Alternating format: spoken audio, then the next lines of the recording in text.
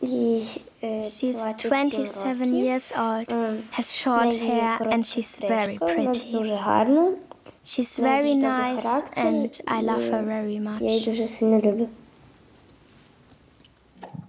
Hey, look at that. Have you got the hiccups? My grandma always says that means someone's thinking of you right now. Perhaps you've got the hiccups because your mummy's thinking of you right now. See? So if an enchanted frog were to come along now, boing, boing, boing, and say, "Hello, I'm an enchanted frog. I'll grant you 3 wishes." What would your 3 wishes be? I wish my mommy would never go back to Poland, and that she'll come back soon, and that the war will be over. And so here we are, in the middle of the Ukraine, and at the heart of an important issue. Many children, just like Anya and Marta, are growing up here separated from their parents. But let's go back to the beginning. I have come to the Ukraine to show you something. The country is not all that far away from Germany. It only takes 1 day to get to this big country in Eastern Europe by car. Ukrainian is spoken in the Ukraine, and the Ukrainians have a very special way of writing. They use a variant of Cyrillic script. Some of the letters are similar to ours, others are similar to Greek letters, and the rest are just totally different. This word here, for example, which looks like Kapitag, reads Caritas. We'll come back here later.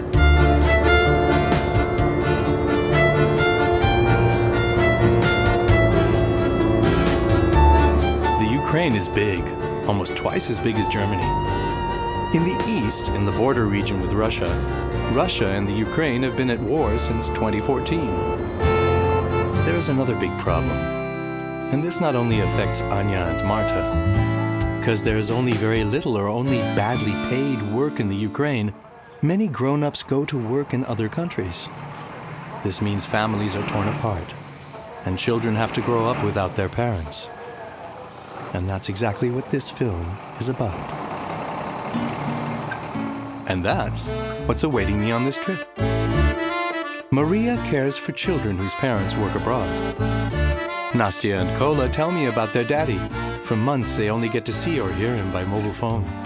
I visit Maxime, who lives with his siblings, his cousin, and his grandma. Only his parents are missing. Mariana is a psychologist, and she tells me what happens to children when they miss their parents and feel lonely.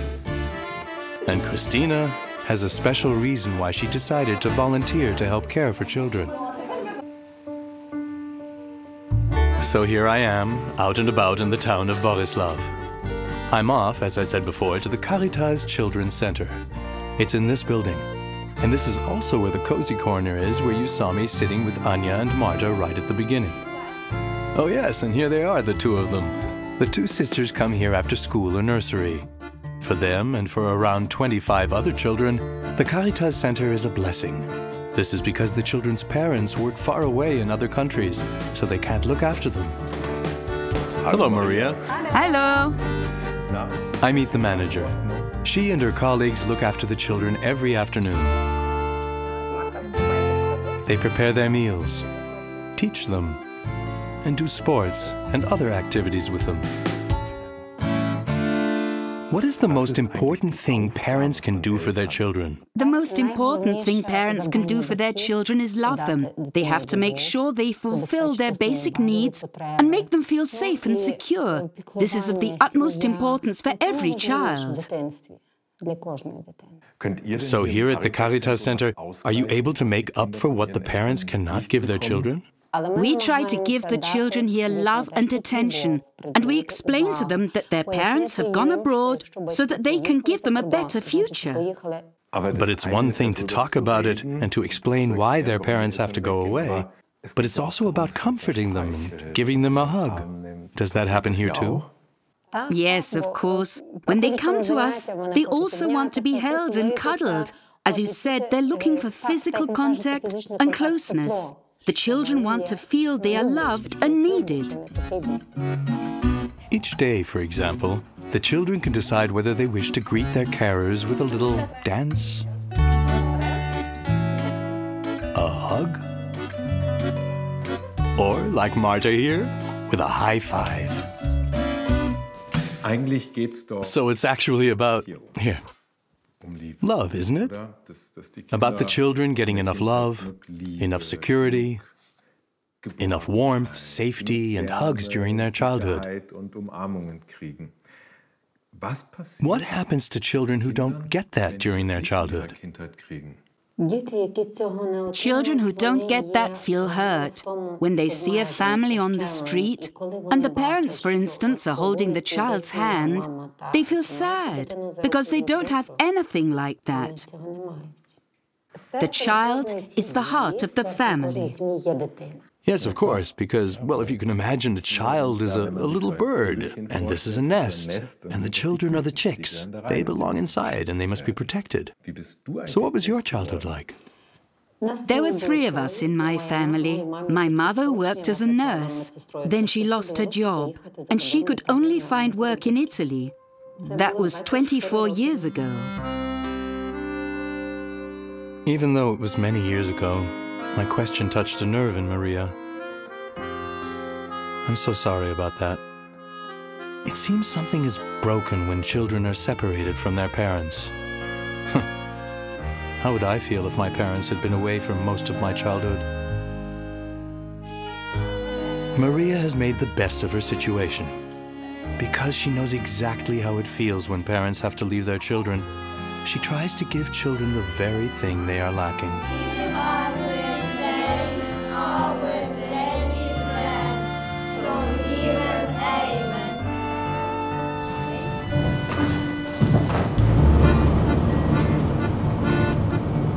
I have left Borislav. My journey takes me to the town of Kolomia, on the edge of the Carpathian Mountains. I would like to talk to the children there who are living apart from their parents. I'm curious. I wonder what they will tell me. Now I'm off to see Nastia and Kola, who are brother and sister. They live with their mother and father, technically. Ah, home sweet home, so to speak. And this is your daddy? Your husband? What's his name? Ivan. Ivan and Marta. Beautiful couple. You have really short hair in the wedding photo. Yes, I was still young back then. So what's the word for daddy in Ukrainian? Tato. Tato. But at the moment your daddy is working in another country, isn't he?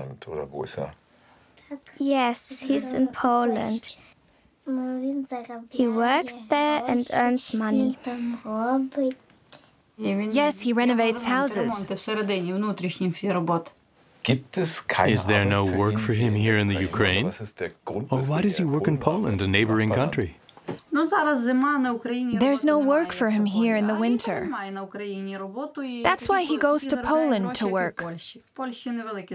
It's different in the summer. That's when there's enough work here in the Ukraine. So he can stay at home then. When was the last time you saw him? 2 weeks ago. At Christmas. Yes. And when is he coming back, Kola? At Easter. I see, Easter. But then he's not here for 2-3 months. How do you keep up contact with your Tato? On Viber, WhatsApp, or by phone. Go and get your mobiles. Suddenly there's a real commotion. Everyone's looking for their phone. This is where he appears. Oh, now phones are coming out of every drawer. Do you each have a mobile phone here? Can you keep in contact with your Tato on your phone too? And you on yours? Yes, on Viber. Yes, that's right. Yes? Yes, thanks to the internet, we can talk to him regularly. And for a long time for free. We put the phone a bit higher up on the windowsill and turn the camera on. Nastia shows her daddy her gymnastics, and Kola tells his daddy what he wants him to bring back for him. Quick as a flash, Nastia hops onto the sofa and shows me what she can do. And I imagine their daddy, when he's finished work, watching from far away in Poland, actually from the mobile phone on the windowsill, right there where their pet cat Morka is sitting. By the way, Morka means sunshine. Nastya, how are you now? Are you missing him at the moment? Yes, I miss him. Are there any times when you feel you miss him most? Yes, when I have no one I can train with. Nobody watches me doing gymnastics. And what's it like for you? You have to spend 3 months alone without your husband too. Everything's on my shoulders. It's a lot of work. I miss having the support. When Ivan is there, he can share the burden, such as picking the children up from school. When I'm alone, it's difficult for me. But I try to manage everything. And how do you feel here, in your heart? I try not to think about it, and try not to worry. It will be all fine. Have you lived in another country too, and have you worked there? Or is that only your husband? I've lived abroad too, in Poland. I worked in a kitchen. So you know very well how Ivan, how your daddy feels when he's far away from his family. Yes, I know how it is when you're in another country. You miss the children and you worry. But you take comfort from talking on the phone with the children in the evenings. Marta, here's your husband, your Ivan. I'll give him back to you now. Where's your daddy? Here? Your daddy. Where's yours? He's in your hand too. Okay, so the phone isn't actually Nastya's and Kola's daddy. But just like the photos on the wall, the phones make it possible to have their daddy at home, at least a little bit, even though he's far away. In many places, the Ukraine feels poorer than Germany. And by this I mean materially poorer. Here, even if you work hard for a whole month, you won't earn much money. And often you won't even be able to afford everyday basics, such as rent, heating, warm water, food and drink, especially if you have to provide for a whole family. People in such need have to borrow money, or they try to make extra money by doing some business on the side, such as here at the street market. Now I'm on my way to Caritas in Kolomia. Nastya and Kola come to this center almost every afternoon. Here they meet children whose lives are similar to their own. The center provides a distraction through its many activities and help, consolation, and support. Once a week, everyone cooks together. How do you say potatoes in Ukrainian? Kartoflia. Kartoflia. Kartoflia. That's almost the same as in German. That's great. Some of you here have parents who work abroad. They aren't in the Ukraine. Whose parents work in another country? There's a hand up already. And a few more hands. Gradually, more and more children raise their hands. You too? What's your name? Maxim. Oh, now I'm getting a potato handshake. Willi, would you like to join in? You want me to take over? I'd love to. Give it here. Very finely? Should I grate it very finely, or how do you want it? I'm curious. I wonder what you're making. Look, you have to hold it diagonally and grate it like that. Okay. By the way, what we're cooking here is vareniki, pasta dough which is shaped into a kind of pasty and filled with grated potato or cream cheese. Typical Ukrainian food. The children and the social education worker Christina cook by the following motto. Only food prepared with love tastes good. Before eating, the children pray and cross themselves. Not once, no, but 3 times, one after the other. Most people in Western Ukraine belong to the Ukrainian Greek Catholic Church. Here, many of the traditions are a little bit different, but these Christians believe the same as the Roman Catholic Church. And here's Maxim enjoying his vareniki. Maxim lives very near the station, right by the platforms. He lives apart from his parents, but he lives with his siblings and his cousin at his grandma's house, in the house on the left next to the bridge. And I'm going to visit him there. Ah, everyone's here. Hello. Welcome. And this must be your grandma. Hello, that's very kind of you. I'm Willi. Hello, and what's your name? Hello. Tatiana. Tatiana? Tatiana? Is this your sister? Yes. And you're their brother? Dennis. Dennis, hello, the big brother. And what's your name? Kostya. I'm the cousin. Dennis, get up. How tall are you? Oh, yeah, okay. How old are you? I'm 15. So, who's the boss of the household? Definitely Grandma. That was pretty clear. They have no choice. Actually, I meant me. No, me. Come with me, Willi. I show you our house. Okay. Maxime leads me through the house and shows me how and where he lives. This is the room where his brother Dennis sleeps. Maxime's exercise books and textbooks are kept in the shelf unit. You're in 6th grade. Yes. Okay. We chat a little bit about school and Maxime's favorite subjects, math and art. And of course, I also want to ask about the situation with his parents, where they are, when he last saw them. But he finds it difficult to talk about this, so I leave him be.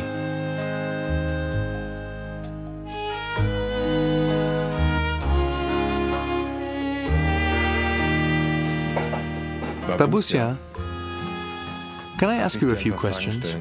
Yes, of course. Have a seat. Thanks. So how long has it actually been since your daughter was last at home?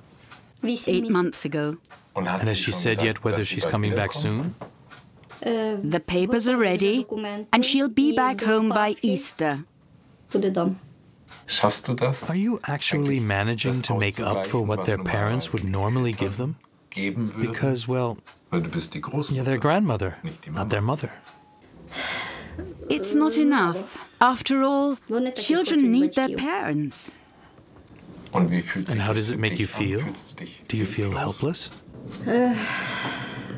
I have to endure quite a lot. I work hard. I'm determined. But it's just sad. My child has to go abroad, and the children have to stay here.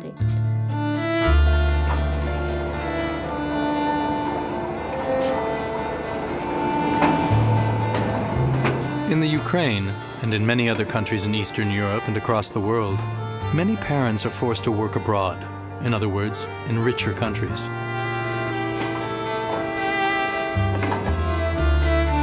This is the only way they can earn enough money to send home to provide for their families, for their children's education, for instance.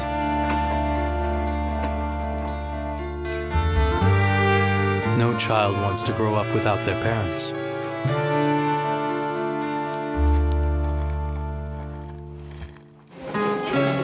Maxime has gone to join his friends again at Caritas.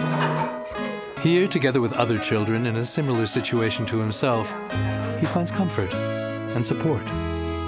Furthermore, this place, which is so important for the children, is here because you, Sternsinger, collect donations. The money you collect makes this possible here and in 10 other towns in the Ukraine. There are also regular church services at Caritas. This is a good opportunity for the children to bring their worries before God.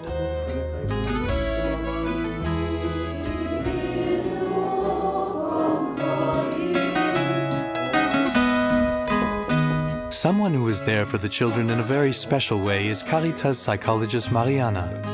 For once, she's not looking after the children right now. She's actually looking after me. And the dog makes sure no one disturbs us. I have chosen a few animals. They symbolize my parents, my siblings, and me. And the white rabbit, that's me. Then Mariana asks me to arrange the figures in such a way that the little rabbit, in other words me, feels good. Even though it looks like a game, I am really moved by what I'm doing here. And it evokes many feelings from my childhood. Yes, even though it's a long time ago, suddenly I can remember my childhood with my family very vividly.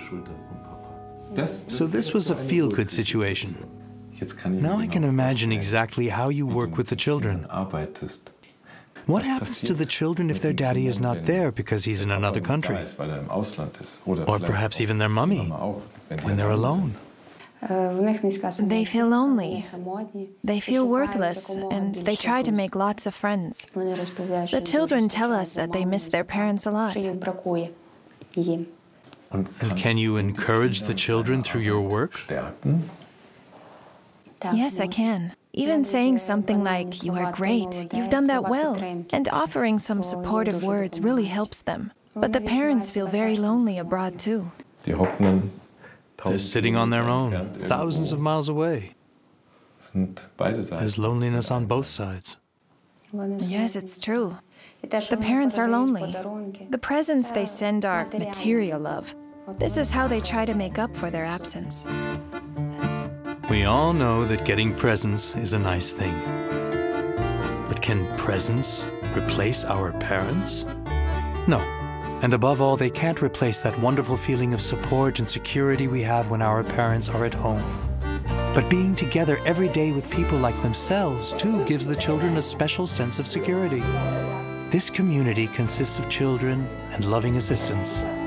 Like Christina. She is 19 years old, and she is a voluntary carer.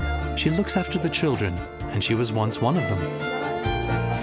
I meet her together with Natalia, the manager of the Caritas Center. Why do you volunteer here? I participated in the summer camp for the first time as a child 8 years ago. I came regularly to Caritas to be looked after, and then I started doing voluntary work here, and I've been doing it ever since. That means you've known Christina since she was a child. What was she like? I remember Christina as an energetic, clever, and well-behaved girl. Natalia has supported me for a long time. Right at the point when my parents went to work abroad, she became a great source of help and support to my sisters and me. Yes, there is a big age gap between us, but I consider Natalia a real friend. And I'm very happy that our friendship is still strong today. We see each other all the time, either in private or at Caritas. It's like a family. A big, friendly family. And I'm grateful to have been able to get to know this family. And especially Christina, who is a valuable example of how much good this family is doing.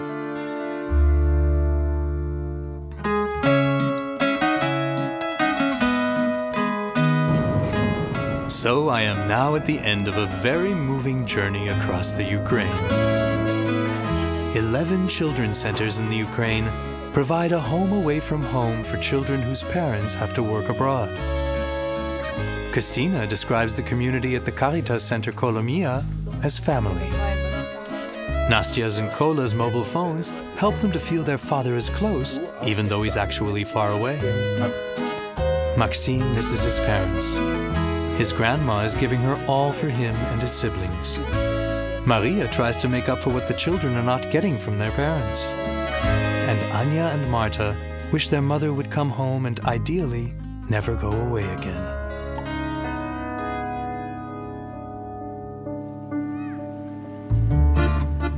Children living together with their parents. It should just be a matter of course for all children. This is what Anya and Marta, Nastya and Kola, and Maxime wish for too. You, Sternsinger, are really giving your all for these children. Because of your commitment, they now have places and people who give them what they need most: support and a feeling of security.